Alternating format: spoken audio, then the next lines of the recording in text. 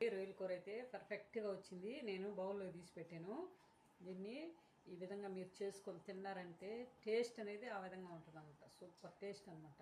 మీరు ఈ విధంగా నేను ఈరోజు ఫ్రాన్స్ కర్రీ అయితే చేస్తున్నాను. ఫ్రాన్స్ని 2 కేజీలు అయితే తెచ్చుకున్నాను మార్కెట్ నుంచి. పెద్దవి చూడండి ఏ విధంగా ఉన్నాయో, పెద్దవి అనమాట. మార్కెట్ నుంచి 2 కేజీలు అయితే తెచ్చుకున్నాను. వీటిని కూర ఏ విధంగా, వీటికి వేడి నీళ్ళు వేసి దీని పొట్టు అంతా తీయాలి. వేడి నీళ్ళు వేస్తే ఈ విధంగా బాగా ఈజీగా వస్తుంది అనమాట పొట్టు అనేది. తీసుకున్న తర్వాత మనం శుభ్రంగా కడుక్కొని కూర అనేది తయారు చేయాలా. ఏ విధంగా తయారు చేయాలో, ఏమేమి మసాలా వేయాలో చూపిస్తాను. నేను రొయ్యల కూర చేస్తున్నాను. ఇప్పుడు ఈ రొయ్యల కూరకి కొబ్బరి ఒక 4-5 చిన్న చెక్క తీసుకున్నాను. కొంచెం కొబ్బరి అయితే తీసుకున్నాను. గసగసాలు, జీడిపప్పు ఒక 7 తీసుకున్నాను. ఆనియన్స్ ఒక 3 తీసుకున్నాను చిన్న సైజువి. టమాటో 1, పచ్చిమిర్చి ఒక 3 తీసుకున్నాను. వీటిని కట్ చేసి పెట్టుకున్నాను. కొత్తిమీర, కరివేపాకు, వీటన్నిటిని కలిపి కూర అనేది తయారు చేస్తాను. ఏ విధంగా చేస్తానో చూపిస్తాను.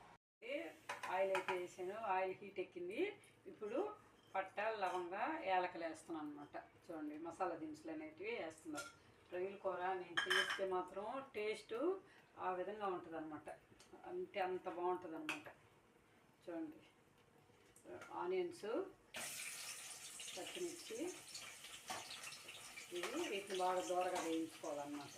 పచ్చిమిర్చి, ఆనియన్స్ బాగా వేయించుకుంటే బ్రౌన్ కలర్ రావాలన్నమాట. ఎర్రగడ్డలు బ్రౌన్ కలర్ వస్తే తర్వాత అల్లం వెల్లుల్లి పేస్టు, జీడిపప్పు, టేస్ట్ అయితే కొంచెం కరివేపాకు యాడ్ చేస్తున్నాను. ఇందాక వేయలేదు, ఇప్పుడు వేస్తున్నాను అనమాట. చూడండి ఆనియన్స్ అయితే మగ్గిపోయినాయి. ఇప్పుడు కొంచెం అల్లం వెల్లుల్లి పేస్ట్ వేస్తాను, 1 టేబుల్ స్పూను. చూడండి అల్లం వెల్లుల్లి పేస్ట్ 1 టేబుల్ స్పూను. ఇప్పుడు పసుపు వేస్తాను అనమాట. పసుపు అనేది యాడ్ చేస్తున్నాను. చూడండి ఈ విధంగా వీటిని బాగా మగ్గించుకోవాలి. చూడండి ఈ విధంగా ఫ్రై చేసుకోవాలి. ఇప్పుడు టమాటాలు యాడ్ చేస్తాను.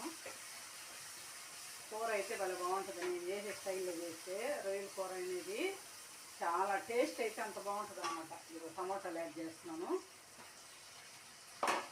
కొంచెం సాల్ట్ యాడ్ చేస్తాను, త్వరగా మగ్గుతాయి అన్నమాట. ఇవన్నీ కొంచెం సాల్ట్ అనేది యాడ్ చేస్తాను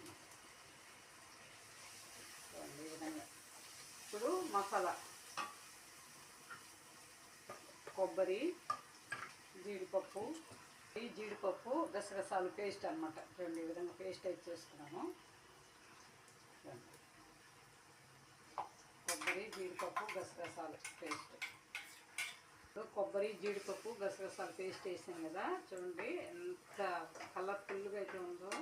చూడండి ఈ విధంగా గసగసాలు, కొబ్బరి, జీడిపప్పు పేస్ట్. రొయ్యల కూర అంటే ఆ విధంగా ఉంటుంది అనమాట టేస్ట్. పెద్ద రొయ్యలు. ఇప్పుడు దీంట్లోకి నేను కారం అయితే యాడ్ చేసేస్తాను. చూడండి 2 టేబుల్ స్పూన్స్ కారం. చూడండి ఈ విధంగా. చూడండి కారం అయితే యాడ్ చేశాను. ఇప్పుడు ఈ మసాలా అంతా బాగా ఉడకాలన్నమాట. ఆయిల్ అనేది బయటకు రావాలి. చూడండి ఈ విధంగా వేసాం కదా. ఇప్పుడు దీంట్లోకి గరం మసాలా అనేది యాడ్ చేస్తాను అనమాట. 1 టేబుల్ స్పూన్ గరం మసాలా. అంటే ఆల్రెడీ మనము పట్టాలంగా వేసినాం కాబట్టి ఎక్కువ ఏమి వేసుకొని అవసరం, కొంచెం వేసుకుంటే చాలు. వేసాను కదా. ఇప్పుడు రొయ్యలు అనేటివి యాడ్ చేస్తాను అనమాట. చూడండి ఇగో ప్రాన్స్ అనేటివి యాడ్ చేస్తా. పెద్ద రొయ్యలు అనమాట. వాటిని ఈ విధంగా చక్కగా కలుపుకోవాలన్నమాట. చూడండి ఈ విధంగా ఉండేవి. వీటిలో ఉండే వాటరే మనకు గ్రేవీ లాగా వస్తుంది అనమాట. కొంచెం వాటర్ పోసుకుంటే చాలు. చూడండి ఇప్పుడు వీటిని మనం మూత పెట్టేసి ఒక 5 నిమిషాలు ఉంటే దీంట్లో ఉండే వాటర్ అంతా బయటకు వచ్చేస్తుంది. ఇప్పుడు కొత్తిమీర కూడా కొంచెం వేస్తాను అనమాట. నాకు అలా అలవాటు అనమాట. కొంచెం కొత్తిమీర కూడా వేసాను. మూత పెడతాను. ఇప్పుడు మూత అయితే పెట్టేస్తున్నాను. దాంట్లో ఉండే వాటర్ అంతా పైకి రావాలి. రొయ్యల్లో ఉండే వాటర్ అంతా పైకి వస్తే మనకు కూర అనేది ఏ విధంగా వస్తుందని చూపిస్తాను. చూడండి మనం వాటర్ అయితే ఏమి యాడ్ చేయలేదు. మనం రొయ్యల్లోని వాటర్ అయితే చూడే ఏ విధంగా వచ్చిందో బయటికి. చూడండి ఆయిల్ ఏ విధంగా చక్కగా దాంట్లో ఉండే వాటర్ అంతా బయటకు వచ్చిందనమాట. ఇప్పుడు దీన్ని ఒకసారి ఇలా తిప్పుకొని చూడండి ఈ విధంగా చక్కగా ఎంత బాగా వచ్చిందో చూడండి. ఇప్పుడు నేను వాటర్ అనేది యాడ్ చేస్తాను అనమాట. దాని వాటర్ ఉన్నాయి కదా, కొబ్బరి, జీడిపప్పు అవి పట్టాం కదా, ఆ వాటర్ అనేటివి యాడ్ చేస్తాను. చూడండి చూడండి ఈ విధంగా వాటర్ యాడ్ చేశాను.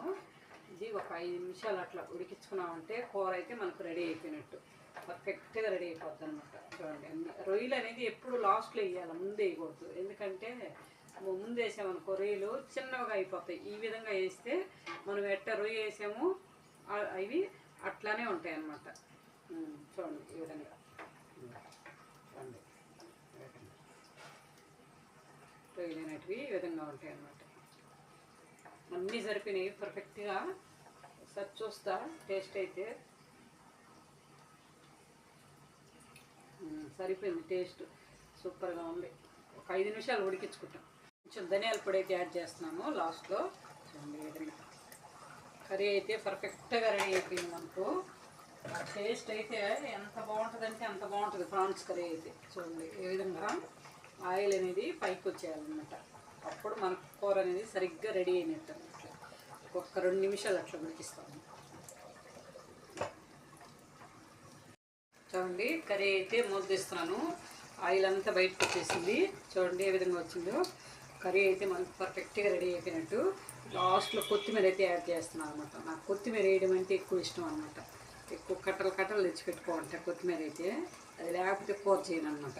చూడండి ఈ విధంగా అయిపోయింది. దీనైతే నేను స్టవ్ ఆఫ్ చేసేస్తున్నాను, దించుతున్నాను. రొయ్యల కూర అయితే పర్ఫెక్ట్గా వచ్చింది. నేను బౌల్లో తీసి పెట్టాను. దీన్ని ఈ విధంగా మీరు చేసుకొని తిన్నారంటే టేస్ట్ అనేది ఆ విధంగా ఉంటుంది అనమాట. సూపర్ టేస్ట్ అనమాట. మీరు ఈ విధంగా చేసుకోండి. ఒక లైక్ ఇవ్వండి, సబ్స్క్రైబ్ చేయండి.